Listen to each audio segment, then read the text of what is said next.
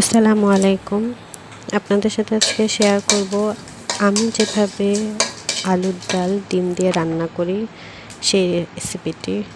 আশা করি সম্পূর্ণ ভিডিওতে পাশে থাকবেন। কাঁচামরিচ আর 3টা শুকনো মরিচ আমি আগে ভেজে নিব, এরপরে পিষনিতে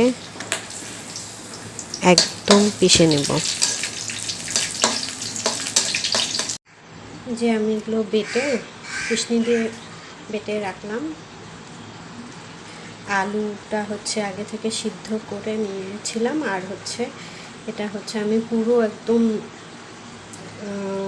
কী বলে এটাকে গুলাইনি, এটা সামান্য যেরকম আধা ভাঙ্গা করে রাখছি আলুটা। এরকমটা খেতে নাকি আমার হাজব্যান্ড বেশি পছন্দ করে, তাই আর কি। এখন আমি মূল রান্নায় যাব, প্লিজ সাথে থাকবেন। পেঁয়াজ দিয়ে নিচ্ছি। পেঁয়াজ আমার ভাজা হয়ে গেছে। এখন আমি একদমই অল্প পরিমাণ আদা রসুন জিরা বাটা দিব, 1 চা চামচ, এতটুকুই দিব, বেশি দিব না। হলুদের গুঁড়া, লবণটা অল্প দিব, কারণ মরিচটা যখন আমি পিষনিতে বাটছি তখন আমি ওখানেই দিয়ে নিচ্ছিলাম একটু, এই জন্য অল্প পরিমাণ দিব, পরে যদি লাগে আমি আবার দিয়ে নেব। মরিচগুলো দিয়ে দিলাম। আমি আলুর ডালে কখনোই গুঁড়া মরিচ ব্যবহার করি না, আমি কাঁচা মরিচটা দিয়েই করি। শীতের সময় আমি আলুর ডালটা আজকে যেভাবে রান্না করতেছি ওই সময় একদমই আমি এভাবে রান্না করি না, কারণ তখন নতুন আলু বের হয় এবং নতুন আলুতে আমি এরকম মশলা কিছুই দিই না, জাস্ট কাঁচা মরিচটা ভেজে বেটে আলুর ডালটা রান্না করি, আর লাস্টে একটু পেঁয়াজটা বেরেস্তা করে দিই। কারণ নতুন আলুর ডালটা খেতে এমনিই ভালো লাগে, কোনো মশলা দিতে হয় না, যেহেতু এখন গরম, এই জন্য আমি একটু মশলা দিয়ে আর আলুটা আলাদাভাবে রান্না করতেছি।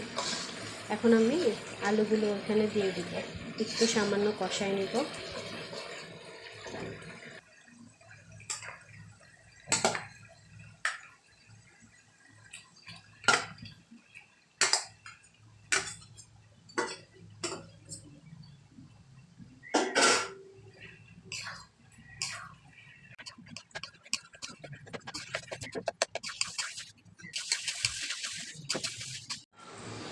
আমার কষানো হয়ে গেছে, এখন আমি পরিমাণ মতো যতটুকু আর কি ডালটা রাখবো ওইভাবে পানি দিয়ে নেব। এভাবে খায় আলুটা, অনেকে একদম পাতলা করে খায়, একদম অনেকে আছে একটু ঘনত্ব করে খায়, এখন যার যার কাছে যেরকম। এই আলুর ডাল রান্না করতে এসে আমার কাহিনী মনে পড়ে গেল, সেটা আমার শ্বশুর বাড়িতে প্রথম অবস্থাতে। তবে আমি এখন বলবো না গল্পটা, আপনারা যদি জানতে চান অবশ্যই কমেন্টস করে জানাবেন, আমি কোনো এক সময় আপনাদের সাথে গল্পটা শেয়ার করব। আমি আরেকটু পানি দিব, এত ঘন রাখবো না, যেহেতু ডিম দিব পরে একদম বেশি থমথমা হয়ে যাবে, এই জন্য আরেকটু পানি দিয়ে জাল করব। এখন আমি এটা ঢেকে দিব, ঢেকে দিয়ে কিছুক্ষণ জাল করলেই দেখা যাবে আমার মোটামুটি হয়ে গেছে। এর মধ্যে আমি ডিমটা ভেজে নেব।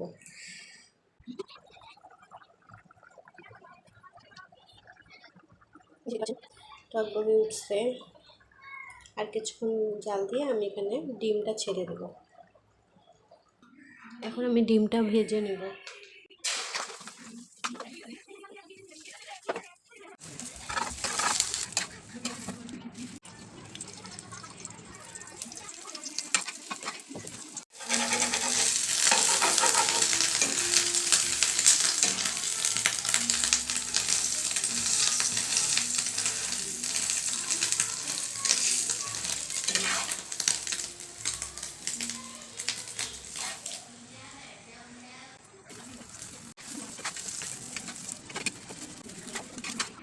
লাস্ট যে কাজটা করব সেটা পেঁয়াজ আর মরিচ দিয়ে একটু, যেহেতু ডাল বাগার তো দিতেই হবে, তাই না,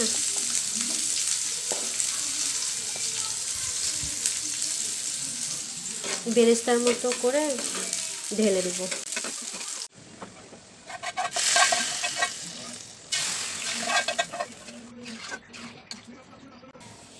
জিরা গুঁড়া,